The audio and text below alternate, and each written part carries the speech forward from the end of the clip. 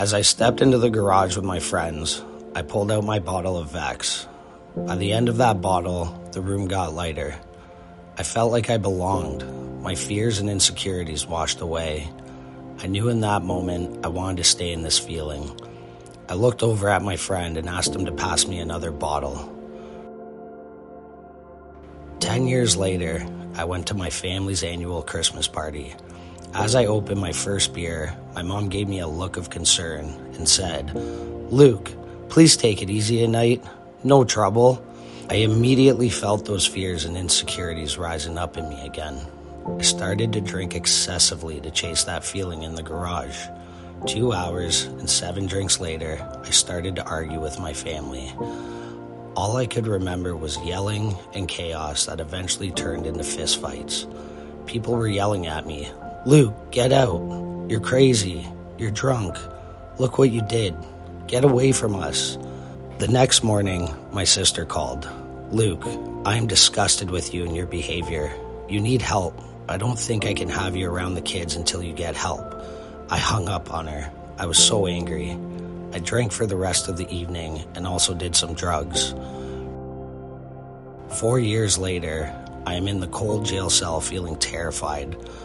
The doors open for yard and I am able to make a phone call. I called my parents. My dad answered and said, "Luke, you've really done it this time. We don't know what to do, but we are going to try to get you a lawyer." I asked why, and he said, "Because I love you, son. You need help," as he started to cry. My mom came on the phone, crying, and said, "You need help, Luke. Please get help." As I walked into the cell, I was totally defeated. I laid on the concrete cell floor, trying to hide my tears.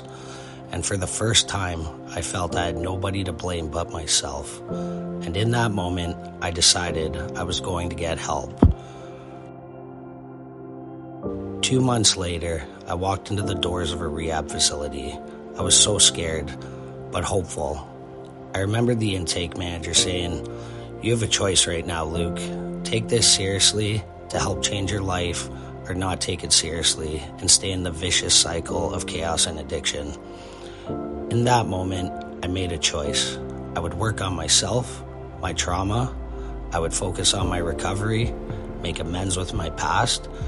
I would start living a life of healing, recovery, and service.